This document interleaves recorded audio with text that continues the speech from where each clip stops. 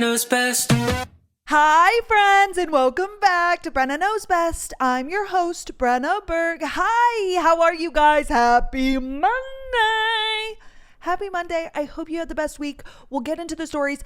I looked these up last night and a lot of them were really short. Therefore, I think we're going to have like 6 stories today. I could not find any that had length, but I tried to pick the best ones. Okay, let's begin. Really quickly, I have to give a disclaimer. I'm in the middle of filming and I want to give a heads up to the YouTube people. The first 20 minutes, it's going to be a blank ass screen or it's just going to be a photo of me because I had to make room on my SD card and I accidentally deleted the first clip. I literally just spent 10 minutes trying to recover it, but you had to like pay $89 for the software and I almost did it, but I was like, Brenna, it's not that important. It's 20 minutes. I apologize, but it will pick back up in about 20 minutes. Okay. Am I the asshole for adopting a dog after I thought my boyfriend broke up with me? My boyfriend was going through a tough time and he said he needed a break. He said he was going to press pause on our relationship and go visit his family in Washington. I asked, how do you pause a relationship? Because I don't understand how that works. He said he needed some time to work on himself and asked me to respect that. No. What the fuck is a break? Now, don't get me wrong. Have I done it before? Yep. Never my idea. Right. The one boyfriend I had that I actually was sad to lose because typically I was the one doing the dumping.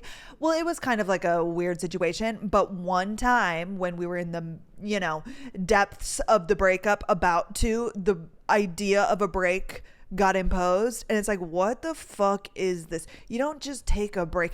Nobody has ever taken a break in a relationship and then got back together happily. I would be very shocked. I've heard of people who have broken up and gone back together. Now, I don't want to give the girlies out there any hope that that's like normal and real. I think it's few and far between. And honestly, I think probably most of the time they shouldn't have gotten back together. But like that I've heard of. You know who the perfect example is? That Allison Cooch? I really don't know now that I'm saying it how to pronounce her name, but she married the NFL player who's no longer the NFL player and they just had a baby. Anywho, they apparently dated in college and then took a break or broke up for like a year and a half, 2 years. I guess I don't know the whole story. I don't know them super well. And then they got back together. That's a success story, right? But a break, like what is that? You're going to break for a week. And you know what always happens is like, the break is never fully defined, which it's so fucking stupid to begin with. Why are you taking a break? Right? However, you need to, similar to like when people have threesomes in their relationship, which I also don't think is a good thing, you need to clearly define what's going on. You need to set the boundaries and the parameters and what's okay and what's not okay. I think that would have to happen in a break of a relationship, but like nobody knows what they want. When you're taking a break, it's like you're fed up with the relationship. Clearly things are not going well. Just break up. Just literally break up. I'm with her. What the fuck? What is a break? But anyway, let's keep going. After he left, I reached out to him a few times via text, asking him to let me know he arrived safely and to say hi to his mom for me. I received no response. I tried to call and left a message asking if he had broken up with me. I came to the conclusion that he'd ghosted me, and my friends agreed. I was bummed, and my best friend recommended I find something like a new hobby or a new show to watch that wouldn't make me think of my boyfriend. I decided to get a dog. What a great conclusion to come to. No, actually, you all know I'm like not an advocate of getting a dog. Not that I'm not. However, I think a lot of people get a dog and it's like a very big decision, and I don't think they think of it that way. Like if you have a full-time job, especially if you're going to get like a puppy or something, that shit like is not for the weak. Right? A puppy is the real deal. Oh my gosh. Speaking of, I just met a girl. I need to message her who at this Colleen Rothschild event last week, which I'm sure I'll talk about, she was getting a dog like the very next day. I asked like what was new with her. She worked for Colleen Rothschild and she was getting a puppy. And I'm like, how are you going to do that? But apparently her boyfriend works from home and therefore can take care of her or him, which thank God for COVID. Like I feel so many people now have like hybrid jobs or work from home and therefore we can get dogs and it's fine. But like if you're working full time in an office, getting a dog, I just feel like that's not a good decision. And not to say, I think everybody should get the privilege and like the luxuries of having a dog, but the pros of having a dog also come with the cons. And like some people are just lazy and don't take good care of dogs. I'm not sure why I'm going down this rabbit hole. I actually think there's another dog story in this, but anywho, like a different story that I picked, but okay, let's keep going. My boyfriend is horribly allergic to pet dander, so I never even considered getting a pet. However, since he broke up with me, I decided to get one. He's a senior dog from the shelter that needed rescuing. Oh, he's low energy and likes to lay with his head in my lap while I read, work, or watch TV. Oh! Now, if I wasn't so like dark and think about like dogs dying every single day of my life, I would adopt a senior dog. My mom actually did, or my mom and stepdad. Our house flooded in 2011, not completely, but like they were, I almost just said dishomed. They were kicked out of their home. Well, they kicked themselves out. They couldn't get to their house. You had to kayak to the house. I'm not sure why that was so hard to say. And basically my parents' house, or like my mom and my stepdad's, it's on this tiny little hill, but they're like probably, I'm not really good with like depths or like distances. Let's say 300 feet. How many yards? 100 yards is a football field, right?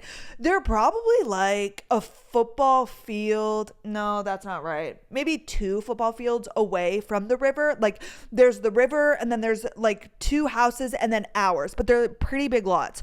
Well, anyways, the river flooded and the whole neighborhood flooded, but like we're on this tiny little hill. So basically what flooded was like we had a crawl space down below. We actually didn't have a basement, which in North Dakota, everybody has basements, but that flooded. And then it's like a ranch style home. It's just one floor and then like the crawl space, not crawl space. It's like you take this ladder and then you can walk down there, but it's not finished or anything.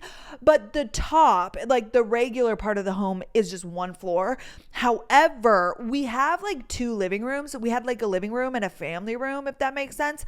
You walk in, there's like a living room, and then you have the kitchen, and then there's this other room on the opposite side of the kitchen, and it's like literally 2 steps down. Like it's just sunken in a tiny bit. Well, that room flooded, water got in there, but the rest of the house didn't. We had to redo like obviously the flooring in there and then the walls, but other than that it was fine.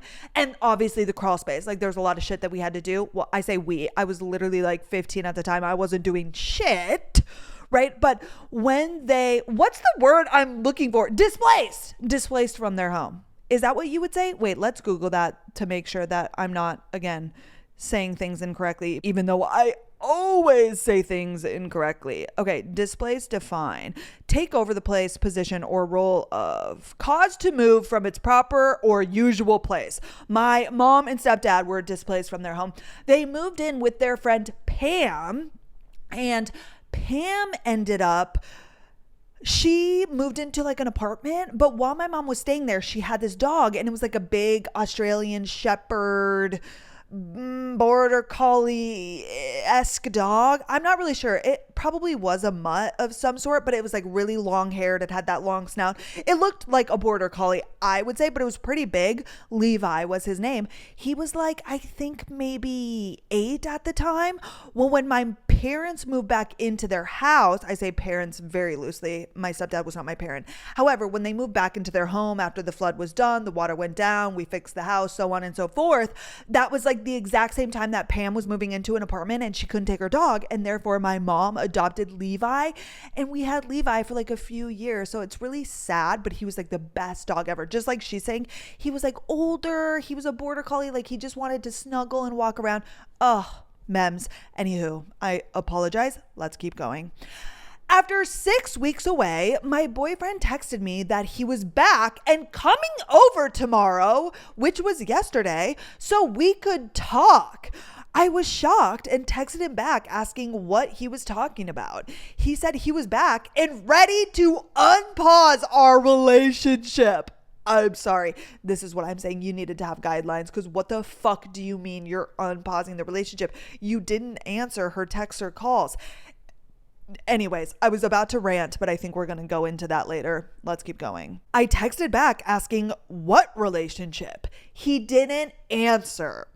Yesterday, he showed up and told me he had done a lot of self-examination and was ready to move forward on his life path. He even wanted to talk about moving in together. Hold the fuck up. We went on a break and then all of a sudden you come back and decide that you're ready to be together again after you ignored me and you want to move in together? No.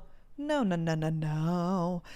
Then he saw my dog and started freaking out. He asked me how I could get a dog when I know how sick he gets. Yo, we're broken up. She can do whatever the fuck she wants. That's on you, buddy boy. That is on you. I told him that since he broke up with me, I didn't think it mattered. He said he didn't break up with me. Semantics, shut the fuck up. Yeah, that was a breakup. I said he ghosted me. He said he communicated with me, telling me he was pressing pause and visiting family. I said not answering text is ghosting. We argued in circles, and then he said he had to leave because he was getting an allergic reaction, even though he was standing in the doorway and not even inside my house. What the? No. Here is the thing. Even if he did say, let's press a pause, I'm visiting family, you can answer a text. You can call back. This is what, like, sometimes we get so thrown into the mix of a breakup or like weird relationship or like family, even friendship situations. And we're like, we're so honed in on one thing. It's like, no, but it's like very simple to text back. I understand that you said this was a pause, but she was just like asking that you got there safely. You could have said yes. And then you could have said, I would appreciate if we didn't speak right now. Like, how fucking easy is it to respond? Right? Like, nope. And then also, like, all of that aside, another thing that I'm like honing in on, you just like did not respond for 6 weeks, and then you just show back up and say, let's be together, without considering that person's feelings and how they might think about this and like what they want to do. You don't get to just like run around. But I think, and this is just my personal opinion, I think a lot of men do run their relationships. Unfortunately, I think there are a lot of women out here, and like hello, I speak to the masses, that are just like not confident and super sure of themselves in general. And this used to be me. I feel like me in college, well, actually, that's not true. I mean, a little bit. I feel like I did run my college relationship for sure. However, there was insecurity there, and I just so badly wanted to be loved and be in a relationship. And therefore, like, a lot of times, a lot of women, I feel like we put up with things, and there are certain things we don't like or like wouldn't prefer, but we just so badly want to be loved and want to have a boyfriend that we put up with it. And I think so a lot of men have been in these relationships where they're like, with girls that just like so badly want a boyfriend that they can treat them poorly and do whatever they want and get away with it. And like, not that you should actually be viewing it that way, but like, in these sort of dynamics, like, he just comes back and he didn't consider her feelings once, or like what she might be thinking.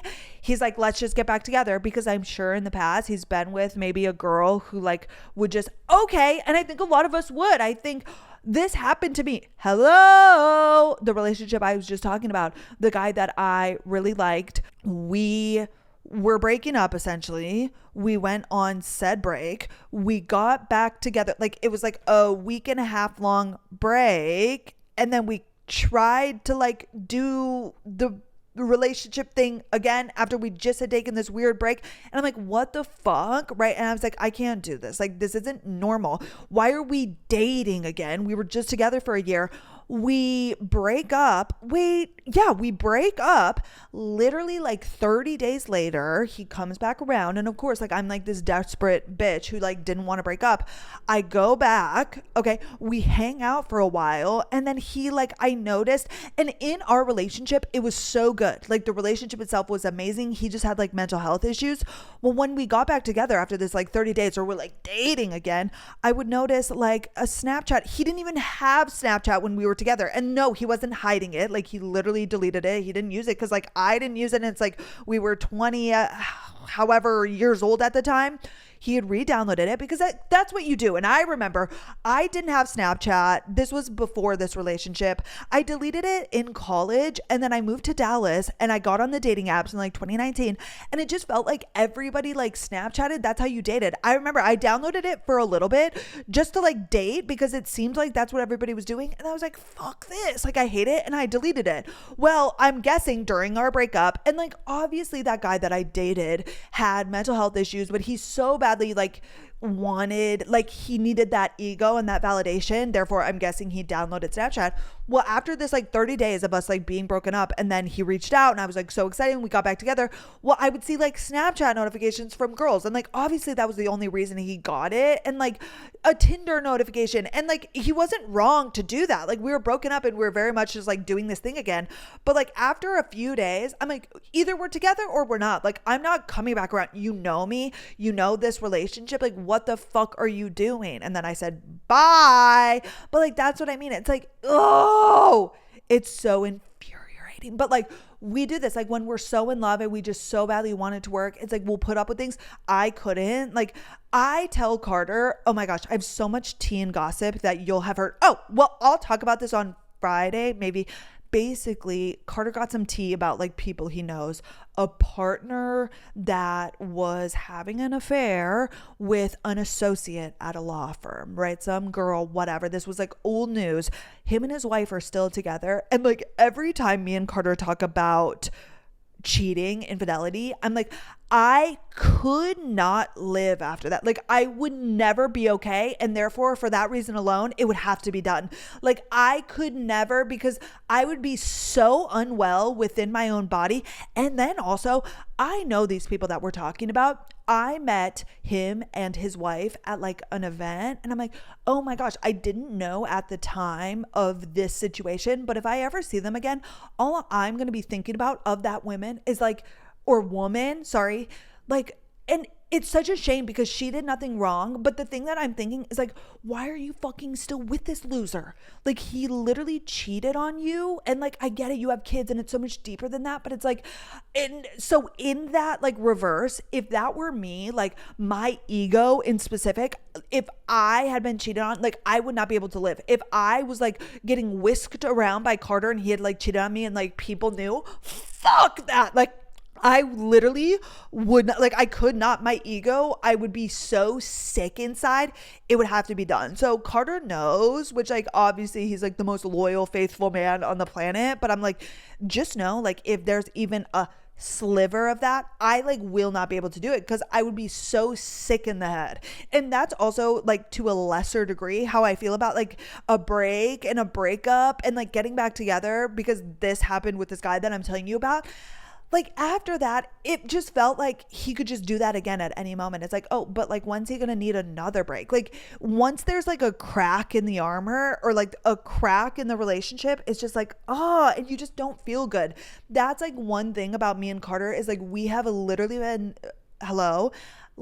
been solid from the get-go. Like there's never even been like a singular doubt, and it just like makes it so strong. I feel like every single relationship I've been in prior, something happens that kind of like puts that little like the little nail in the coffin just ever so slightly. Think about a nail in a coffin all the way. Like it starts out with like one little hammer of the nail, like it's barely in, and then it's like the next thing, like once there's even a tiny little sliver, me personally, and like I'm a bitch who holds a grudge.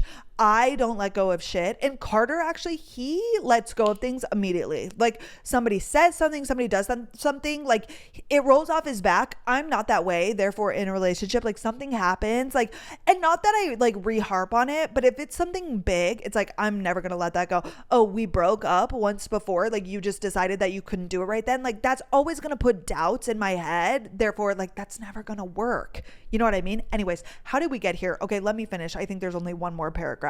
I personally feel like he broke up with me and it was okay that I got a dog. He says that he never did, and therefore it's a horrible act of disregard to have gotten a dog. Which of us is right? My best friend said I should break up with him because he's a jerk. I don't think I should have to break up with someone that already broke up with me. If I break up with him, I'm basically agreeing with him that he didn't break up with me, and therefore I was an asshole for getting the dog, right? Okay, semantics. Y'all are not together. This is not a good thing. It's not gonna work. Point blank, period. Who gives a fuck if you're together or not? Like, just say, okay, this is done, right? I got the dog. I'm not getting rid of this dog. You essentially broke up with me. Whether you want, again, you want to talk about semantics, whatever. If you want to believe that that was a break, I didn't hear from you. How the fuck was I supposed to go on with my life? Just like sitting here, not knowing if you're coming back or not, or like what the fuck is going on? No, y'all were broken up, and it was okay to get the dog. And that dog's going to make you a million times happier than that loser man. Okay. Next. Am I the asshole for only using my nickname and not my full name and upsetting my mom by admitting I don't like my full name? I, 18 female, never really liked my full first name, Elizabeth. My parents loved it, especially my mother, and they believed I would only ever use the full version of the name. But for years now, I have exclusively used Eliza. My mom doesn't really like the name Eliza, more so because of the association with the wild thornberries. She finds it tacky to name kids after fictional characters, which isn't who I'm actually named after, but I do like the association with my nickname. Oh my gosh, I'm already dead. I actually was looking for these stories last night when I was sitting next to Carter, and I was like, oh my God, I never thought about that once.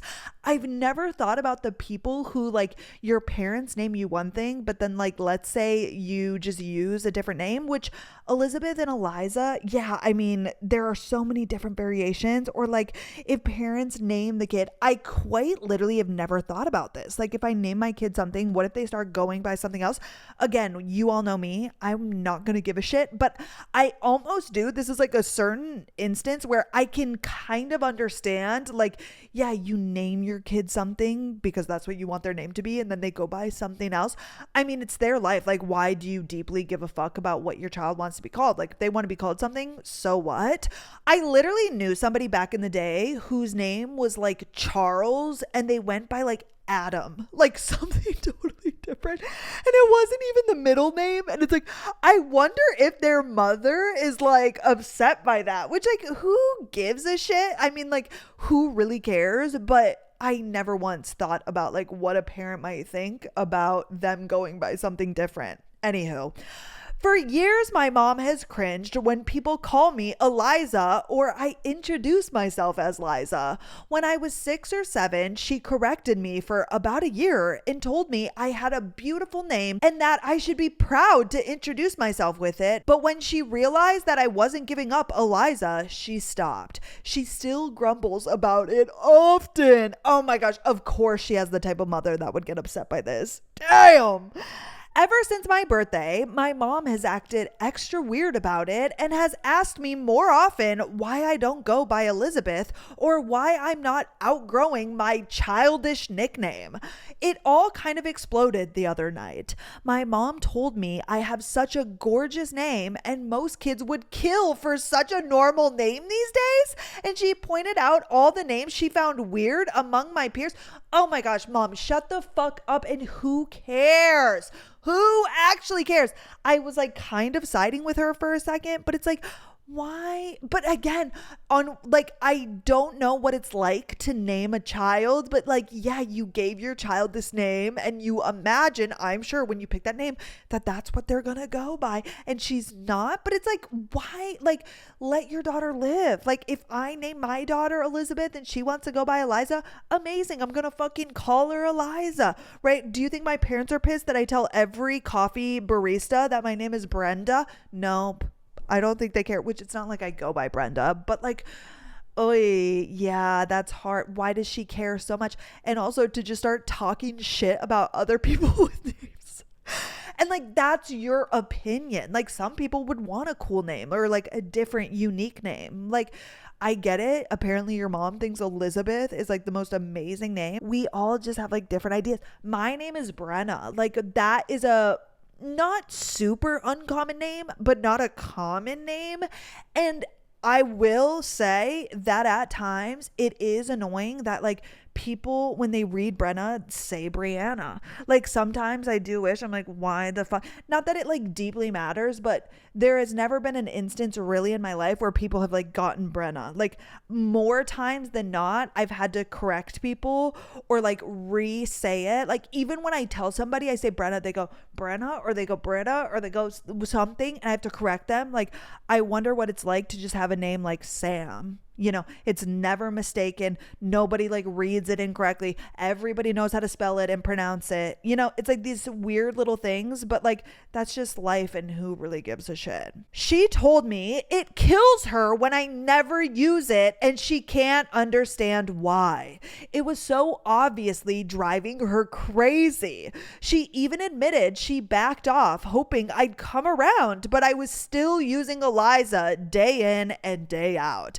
I told her that I love having that as my name, and she said I should love Elizabeth way more. That's when I admitted I never liked it and never wanted to use it. Since I said that, my mom has been extra weird. She called me 3 times yesterday to have a talk with me and got so upset that she never did. My dad texted me to ask why I couldn't just appease my mom a little bit here. Am I the asshole? Why do we all care? This is why people like your mother who like do these weird things, they always have people on their side when they shouldn't. Like, why does it deeply offend her? Why does she care so much? Like, this is you and this is your name. And like, on one hand, names don't mean anything, but it also is like, it is what we want it to be. Like, if you deeply resonate with Eliza rather than Elizabeth, like, why the fuck was it? Like, your mom is not the person who has to live with the name. Like, your mom can call you Elizabeth. And that's the other thing here. Like, I get it. Even if you go by Eliza, it's probably annoying that your mom still calls you Elizabeth, but like, whatever, we'll let that slide. It's like anybody. It's like Jonathans who go by John and their mom still call them Jonathan. Whatever. Who gives a fuck? That's what they've always called you. But like, why does the mom, like in this instance, when it's something that like I could go either way, whoever it affects more is who I'm gonna side with, and this is the person's name. If your daughter just like deeply doesn't like her name, like it doesn't mean that you're a bad mom. And like these kinds of women that get like so offended by like stupid shit, I just like cannot understand. I understand with these types of women, but like it just would never be me. Like if my daughter, if I name her Samantha and she wants to go by freaking June, go by June. I don't care. Why would I care? Like that is her name. And this is something that like deeply, as much as like a name is just a name, you grow to like be one with your name. Like I am Brenna. Like that is my name. Like it's a part of my identity. It like is my identity. I just wanted to tell this story because I thought it was so interesting. And I thought that like me, a lot of you would probably never think about this situation. And if you're a woman out there who thinks you might deeply care about like what your child is called and what their name is, I would think twice about what you're naming them. Or if it's like something super long, like Elizabeth is super long. Even just that, like if she wanted to go by Beth, I don't know, like why do people care? I just like cannot be bothered by like what others do. And I understand this may be different once I have children because that'll be my child, but it's like, I don't give a shit. Right. And neither should you, in my opinion. No, you're not the asshole. Keep going by your name. Like, again, it only like if she just appeases her mom and like starts going by Elizabeth, but she doesn't like that name and doesn't want to be called Elizabeth, like just so her mom is happy. Like, how often is this actually affecting your mother? Like, you're 18 years old. You're going to go to college. You're going to go and live your life. Like, you're going to be Eliza. Like, your mom can call you Elizabeth. It's not going to matter. Like, why does she care? I think she needs therapy. I honestly think she needs like deep therapy because it shouldn't bother her that much, in my opinion. Okay, next. Oh, this is the other dog story that I wanted to share. Am I the asshole for refusing to return a dog that I adopted to his original owner? About a little over a year ago, I went through probably the worst time in my adult life. I was engaged and I found out that my fiance was cheating on me. I was living in a condo that he owned, and even though he wanted to try and make things work, I couldn't do it. So I left and moved home temporarily. Moving home at 32 wasn't in my plans, and it all took a toll on me mentally and emotionally. I was sad, embarrassed, and my mental health wasn't good. Fortunately, I have supportive parents, an awesome job that let me take a leave, and I got my mental health back at least a little bit stable. For quite a while, eating and sleeping were a major struggle, and finding motivation wasn't great. After a lot of therapy and tough work, I started to feel somewhat human again, but still very much sad. I found an apartment and I had been considering adopting a pet. I talked it over with my therapist and she told me she thought it could be good for me to look into. I went to a local rescue thinking I would find a puppy I could raise and care for. What I didn't expect was finding an older dog, he's 7, who had been given up when his owners were expecting a child. He was so sad and honestly a bigger breed than I was originally thinking of for myself, but I grew up with dogs. The woman at the rescue told me of his backstory. His owner had him prior to getting married, and the wife wanted the dog gone because she felt he wouldn't be safe around her baby. He had no history of aggression and just seemed timid and depressed. I instantly connected with this dog. We went for a walk and I knew I would be taking him home with me. That was almost 10 months ago, and I honestly have to say we have made each other's lives dramatically better. Oh, this makes me so happy.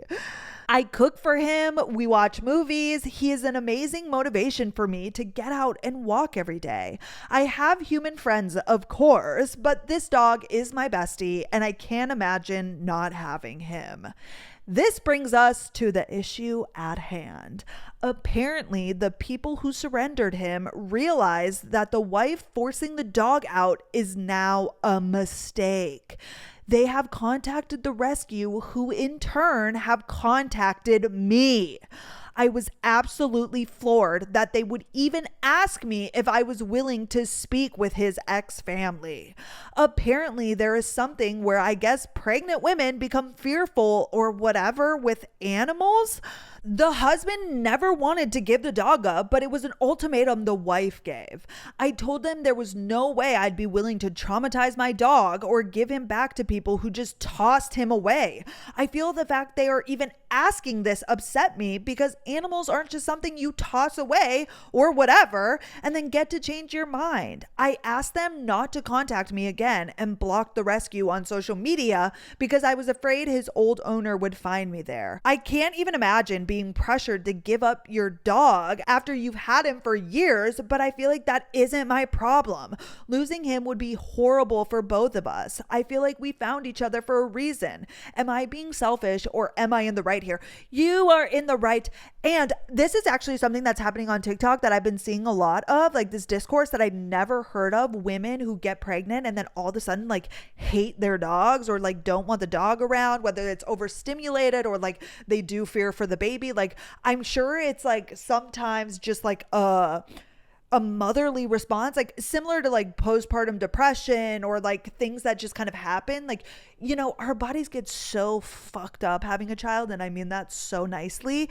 And I think sometimes you can't even control it. Like I cannot imagine a world where like I like hate Maydog after I have a baby, but I think it's like something that you can't even control, which is like so sad. Like I don't want to be harsh on the woman because it might be, you know, like there's things like postpartum rage, like women go manic, like that's not in their control. Obviously, I don't know if it's something like that or like what, but it is really sad. But that is the thing. Like the husband should have convinced her not to get rid of the dog. Just say like, you'll keep him out like from wherever the baby is. I don't know, but like you gave that dog away. Like you don't get to take him back. Like that's just that. You literally got rid of him. And I'm so sorry. And that's so sad, but like get another dog, go get a new dog. And I know that's so fucked up and so sad, but like if I gave May Dog away, like I'm not gonna take her back. Like this is something that actually, because I adopted her at 4 years old, like Carter's always like worried that my friend Garrett is gonna like come around and want her back. Like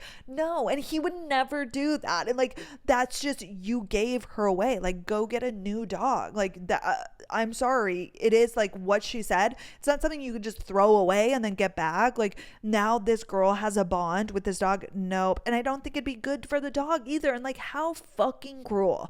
That's on you. You guys like literally discarded him. I'm sorry. I get that the wife might have been going through something, but like that's very serious. You literally gave him to a shelter. He could have been euthanized. Like dogs literally like, hello, sorry, no. You're not the asshole. Okay, next. Okay, this next one, just the title alone kills me. Am I the asshole for threatening to divorce my husband over Mr. Beast? I, 24 female, am seriously at my wit's end. My husband, 26 male, is partially deaf from DJing in his teens and early 20s, so he needs things louder to hear them. But what I don't get is why that means I have to involuntarily listen to Mr. Beast yelling about burying himself alive or giving away 10K to strangers at 9 a.m. on a Sunday. He watches Mr. Beast videos on his phone at like 95 to 100% volume. Not even joking. He'll put a video on while he's in the shower, phone just blasting on the bathroom counter, and I can hear it clearly from 2 floors down. And it's always Mr. Beast. Not different YouTubers, just him constantly. Same loud vibe, same chaotic energy every single day.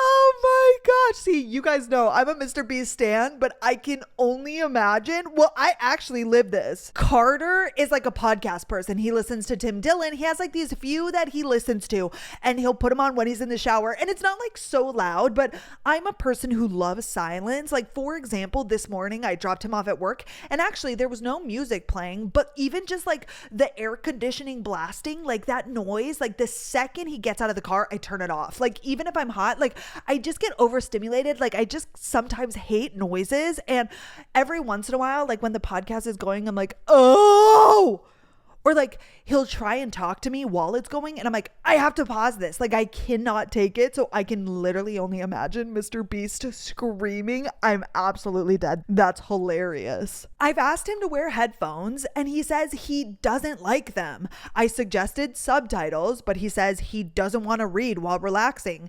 I even bought a small Bluetooth speaker thinking maybe it'd help if the sound was directional or just a little bit better quality. Nope. He says that he only prefers it from the phone speaker. After the 3rd time this week, I got woken up by last to leave the circle wins $500,000. Echoing through the damn walls. I kind of snapped and said, half joking, if I hear one more Mr. Beast video at full volume, I'm filing for divorce. Now he's sulking. He's saying I don't respect his hobbies or his hearing issues.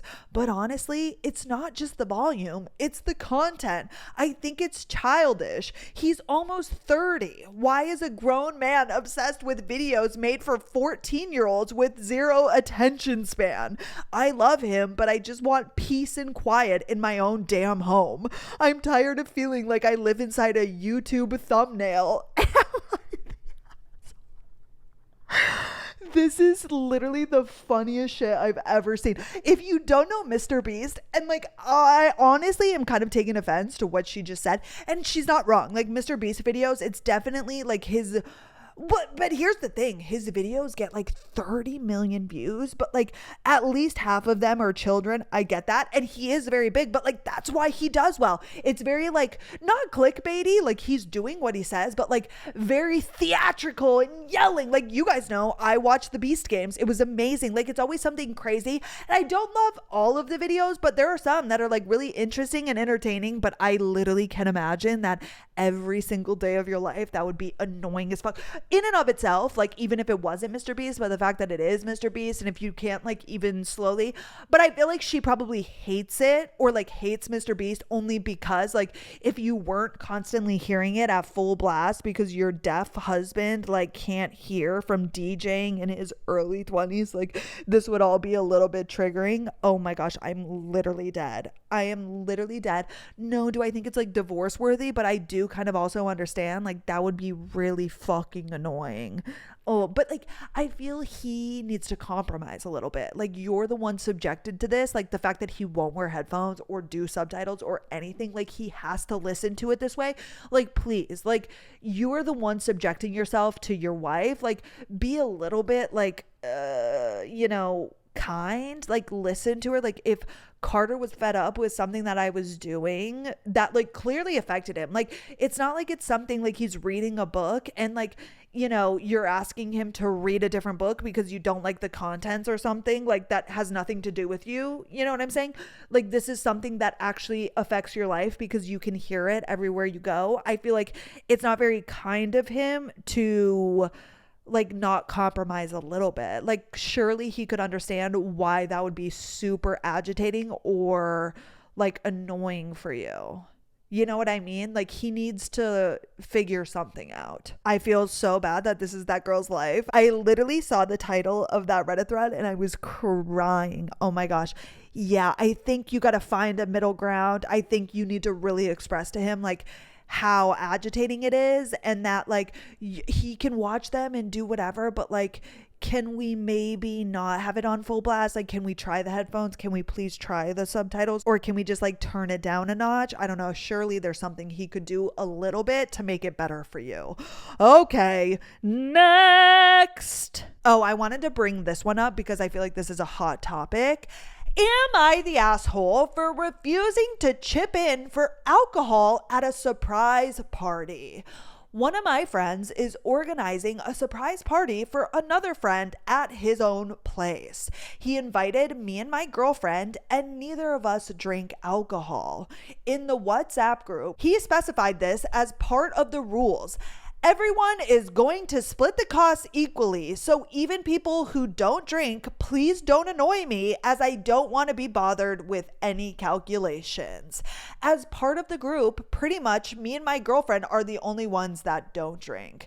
And I don't think it's fair for both of us to have to pay for the alcohol, which is usually a significant chunk of the total. I'm agreeing with them. I'm on their side. So I replied with, since I don't drink, I volunteer to make any required calculations. Oh, that's always risky. That's always scary. Even though I agree with him, like it's making a stink about something. Even though I think the stink is valid, I hate being that person. To which he replied with, no, you don't get it. This is a party and everyone splits evenly. It's not about the calculations. It's nothing personal. End of the question. See, I feel like that's so fucking shitty. Like they don't drink. Ugh. I hate that. Like it's one thing in a dinner when everybody is enjoying everything and like there's a time and a place. And when like the dollar amount, like let's say you're paying 30 and you would normally spend 20, I can maybe understand. But I also do realize that people, like finances are different, and like why is it hard? Like tell the waiter to split things up. Like I think I get either side. Like I'm at the point in my life now when I have like extra funds where like it doesn't bother me to pay a little extra for something, whatever. But it's also like he's offering, like it'd be one thing if like he wasn't offering to make the calculations, but he said like he'll do it. And how hard would it be to like knock two people, like 40 people are coming, split it amongst those 40. Like that's not that hard. And I feel like that's such an asshole move to be like, no, you don't get it, we're splitting it. Like alcohol is expensive, and when you aren't drinking, think that is really annoying because I am that person. I don't drink. I've never been in a situation like this. And, you know, the like easygoing, like people pleaser in me would just fucking pay the money probably, or I just like wouldn't go. You know, honestly, if they were making us think about it like this, I just then would say, I'm not coming. Oh, okay, let me keep going because that's exactly what he said. To which I replied with, no worries, I'll pass. And I exited the group. Before my girlfriend could reply regarding her availability, she was not in town, he kicked her from the group, which I felt was uncalled for. Another friend later contacted me and told me something along the lines of, man, I have to say that your reaction was excessive. We are adults and we can spare a few extra dollars each. I don't get it. If I was organizing, I would never force people to pay for something that they don't consume. For me, it's akin to inviting a vegan friend to a barbecue and forcing them to split the cost of the meat. Where is the flaw in my logic? Am I the asshole? Not the asshole. Easily not the asshole at all. At all, at all, at all. I agree with them. I don't think that's right. And alcohol is expensive. It's like also, but like, why would they expect you? Like, I just, in a logical, it's one thing. Like if you're ordering pizzas, like, okay, everybody's going to eat the pizza and cool and whatever. And even if you don't eat, it's fine. But like, he's right. Number one, alcohol is way more expensive. And it's like, you're not drinking. Nope. And maybe I'm impartial because I don't drink myself. He added a few more notes at the end, extra information. Even if I don't chip in for the alcohol, I would obviously chip in for the other costs: food, snacks, soft drinks, decoration, etc. I would be more than willing to cover the alcohol costs for the person being celebrated. My friends like playing drinking games that require a large amount of beer. Generally, the cost of the alcohol is a significant chunk of the total cost, 30 to 60%. I have not been cheap with my friends in the past.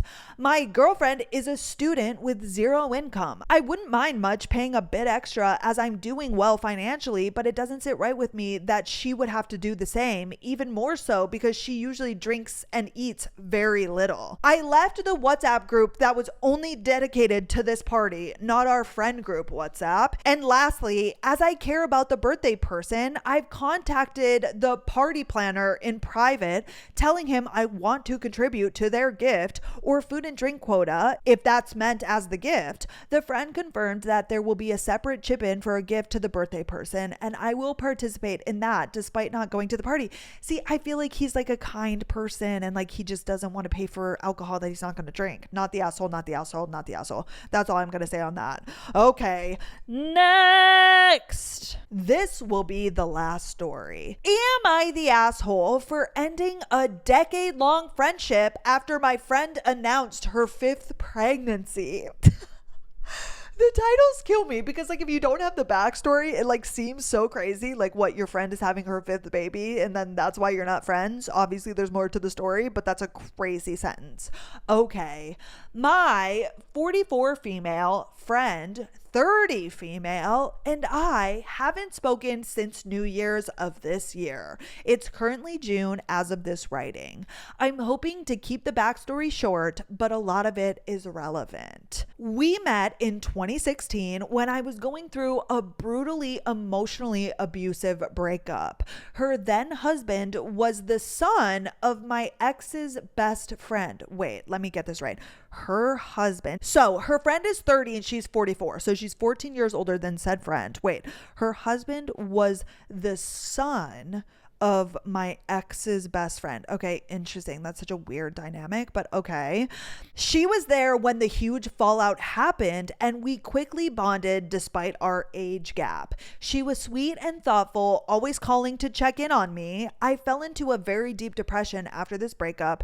She was coming by with food and a listening ear.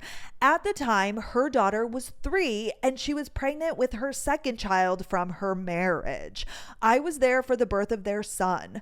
Life continued on. We saw each other almost every single day in some capacity. Her and her family, husband and both kids, would come by for hours to just chill and watch movies, hang out, eat, etc. My depression still gripped me here and there, and she stepped up and emotionally emotionally mature ways that I didn't expect from someone her age. That's so sweet. A couple years later, her and her husband split up. It was for the best, but neither of them handled it very well. He was controlling and possessive, verbally abusive, and gaslit the crap out of her. Though now I realized she certainly wasn't faultless. Thus began the never-ending revolving door of unhealthy, equally abusive pseudo relationships where she searched for validation she'd never find in all of her poor choices. I stepped up. I became the second set of hands she needed in helping with the kids, the house, even the finances. We leaned on each other. We even got a job at the same place so we could spend even more time together. She met someone there, fell in love fast and hard, got pregnant early, and he bounced. COVID happened and our jobs disappeared. The company we were at went under shortly after. I stepped up my bestie game. Appointments, diapers, groceries, bills, birthday parties, gifts, prescriptions, anything she needed. She even got me flowers and a card on Father's Day as a way to acknowledge my help with this third pregnancy. She had a healthy and happy baby boy. Y'all are taking the bestie thing to the extreme. I love my bestie too, but like you guys got the same job. You do like all of these things. I mean, that's amazing, but that's crazy. Like that makes me think you guys got a job at the same place. Like kind of, maybe what's that called? Attachment issues. Because like I love my bestie, but like you can't, plan your life around a best friend. I guess maybe you can. Maybe I should shut the fuck up. Okay, let's keep going. Life continued on. I met my now husband. She continued to date erratically. Oh, so she only got pregnant and then like that was it with that guy? Oh, okay. It said she fell in love fast and hard. I thought they were together. Anywho, she continued to date erratically. She asked if my new boyfriend had any single friends we could introduce her to. Big mistake. 2 months in, and she's pregnant with baby number 4. And my husband no longer speaks to his childhood friend. Oh my God. Number one, how are you getting pregnant with like so many different men? How are you having that many kids? God bless. Like, I get it. Like, it's similar to Taylor Frankie Paul on Secret Lives of Mormon Wives. Like, I love her, but I'm like, girl, like I cannot even imagine one baby daddy, let alone 2 or 3. Like, not to shame. Again, I don't want to make anybody feel bad. I get it. Love happens. You want to have kids, so on and so forth. But like, damn, that's just way too much to keep count of. Like, honestly, like if I had 3 separate kids with 3 separate men, like drop off, pick up, like the co-parenting with 3 different human beings, like that's just too much in my opinion. This entire time, she's relying on me more and more. Appointments, gas money, food, cash loans, birthday parties, gifts, Christmas, money for the kids' medicine. You get the picture.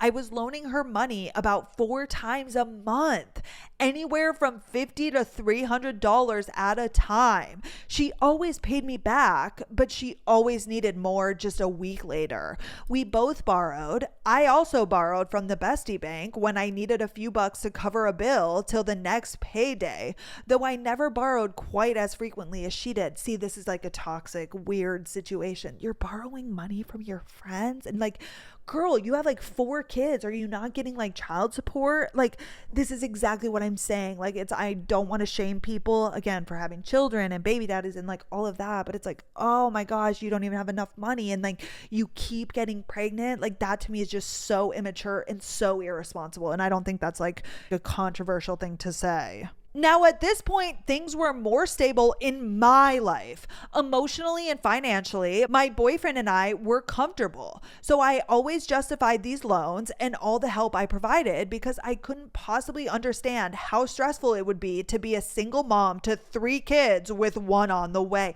People are too empathetic. Like, I get it. And like, if that's your best friend, of course you're going to be like empathetic towards her, but like, she did it to herself. Like, this is baby number 4 with the 3rd different guy, and like she's borrowing money from you. Like, ow.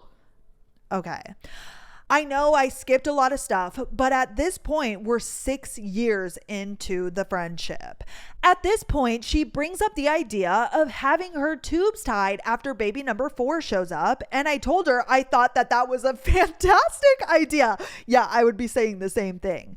She told me all about the doctor's appointments and how they went, what the doctor said, etc. After a while, baby number 4 had arrived and she was completely spread thin. 4 kids total, 2 kids in the past 2 years, a messy custody battle with her ex-husband for her older 2 children. She still wasn't working. Naturally, she couldn't afford the childcare it would take to get a job. Ow! Girl, I feel bad, but stop. Why would you do this to yourself? Plain and simple, she couldn't afford life anymore. She wasn't receiving child support from any of the 3 fathers. Her pride stopped her from going after them for any help. You need the money. That's pride aside. What the fuck? You have 4 children and you're not getting any child support? Oh my gosh. Instead, she had me. At this point, I had yet to experience a time in my friendship with her where she wasn't pregnant or breastfeeding. We've never hung out without kids around, never a dinner out, no girls' nights. So many kids. The last 2 years have been exhausting and loud. I pulled back. I stopped answering her constant phone calls. I replied to her texts once a day or every other day. I started voicing to her how one-sided this friendship felt, how I really needed some grown-up only visits with her to kind of resurrect our friendship. She would come by with the kids and fall asleep immediately on my couch, leaving me to take care of the kids. She has done this a lot over the years, but 1 or 2 kids I can handle, not 2 babies and 2 older kids constantly fighting. She was never happy. Every call or text conversation was some kind of drama. The current guy she's been seeing has cheated on her repeatedly. He's lied to her, manipulated her, gaslit her, abandoned her for weeks at a time. Every single call was drama, and she's had 4, 5, maybe even 6 pregnancy scares with this man in the last year. Oh, clearly she wasn't being safe. She claimed to the high heavens that she was, but I knew she was lying, and it infuriated me. I'm also 100% positive that 2 of those pregnancy scares were a lie that she made up and facilitated a miscarriage to guilt him into staying with her and to keep me on the hook. My anxiety and blood pressure were through the roof. This girl is insane and clinically unwell and mentally unwell, and is not a good friend. And this is like what I was saying.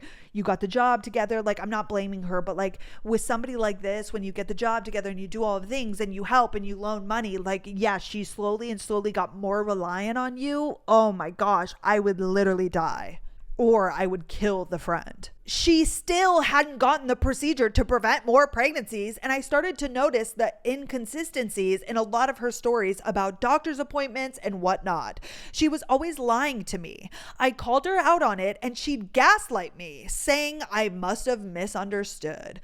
I was definitely absent. Our friendship had devolved to sending memes, reacting to them without replies, and maybe a quick phone conversation once a week. I finally decided that I just had nothing left to give. I was discussing with my husband how I would even go about breaking things off without feeling like I'm abandoning her when just around New Year's, I get a call. She says she's pregnant again. I just let her have it. I fumed until I was crying. I could not do it anymore. 5 kids with 4 different fathers? You can't even afford the ones you have now. Ow! I finally unleashed all of the frustration all at once that I'd been simply addressing in small doses for the past few years. I said I was done. For good. For real this time. I was done. I'm going to give her snaps. I'm going to give her an applause because what the fuck? 5 kids, 4 different dads, and you can't afford the ones. What are you actually doing? Why are you doing? She's clearly just not that smart and very immature and very reckless, and probably doesn't have a good home family life like her parents, because this doesn't just happen to people. God damn. We haven't spoken in 6 months. She still owes me close to $400 that I'll never see again. Sometimes I think I miss her. I know I definitely miss her kids, but I do not miss even a little bit the constant drama and anxiety I felt every single day. Was it right to finally walk away? I'm only questioning my actions now because I have so much guilt for leaving her to fend for myself. I mean, clearly she's fine. She's alive, but taking care of herself is not something I've ever seen her do. I filled out all her applications for stuff. I wrote resignation emails for her. I wrote resumes and cover letters for her. I applied to jobs for her. I made phone calls for her. I wrote breakup texts and entire conversations with other men for her. Please tell me how much of the situation makes me the asshole. Thanks for reading. There, I'm done rambling. You are not the asshole. That is crazy, but like you did it to yourself by doing all of that in the first place. Like you should have seen from the get-go like what this was and like how chaotic and like unwell she is and like, oh, immature. That is actually insane. And when I hear about these things, it always makes me feel better about my life. So if anything from that story you can gather, just know it could be worse, because what the fuck? Number one, I don't even want to have 5 kids with Carter, my loving, wonderful husband who I'm going to be with for the rest of my life. 5 kids, and then it's 4 different dads, and you're not like, start going to court, start getting child support. Like, what the fuck are you doing? You can't even take care of yourself and the kids. Like, that's so sad for the kids. Like, that is so sad for the kids and so fucked up. Like that's what makes me mad, is like when I see kids that like are in bad situations, it's just like they did not choose this. Like their parents did this to him. Actually, Carter pulled up My 600-Pound Life on YouTube yesterday, and there was like a 20-year-old guy that was 600 pounds. And I'm like, that's on his parents. Like, you just know his home life is so fucked up. And that makes me so sad and so sick. Oh my gosh, not the asshole. You have to prioritize yourself. If you're in a situation with a friend where they're sucking the life out of you, I don't care how bad they have it. You can feel guilt and feel bad, but like she put herself in that position and has done nothing to help herself. Oh my gosh. That is actually literally insane. I get it, because like it's similar to anything. It's similar to like my mom and like her alcoholism. Like I can't do anything, and like I feel guilt, but it's like not my decision to make. So I choose to like look the other direction. And of course it makes me sick inside, but like that's like what this is. Like you can feel bad for her, but it's also like you've done what you can. You've helped so much, but like once things start, taking away from your life and sucking the life out of you, like you have to choose yourself. This goes for relationships, friendships, romantic, family. Like I don't care. If you're unwell, you're never also going to be able to help them, and you're never going to be able to help yourself, and it's only going to affect your life. Like people need to help themselves. You can give a guiding hand, you can lead them in the right direction, you can lead a horse to water, but you cannot make it drink. Like they have to be the ones to help themselves. And I feel like the only thing that's going to make her snap out of it is like her being alone and figuring that shit out, because as long as you're there, you're actually doing her a disservice, because you pick her up every time she falls. She needs to figure it out. She needs to grow the fuck up. She has 5 kids. That is all. Okay, you guys, thank you so much for listening. Happy Monday. Thank you for being here. I hope you guys have the best week, and I will see you guys on Friday. Okay, bye guys.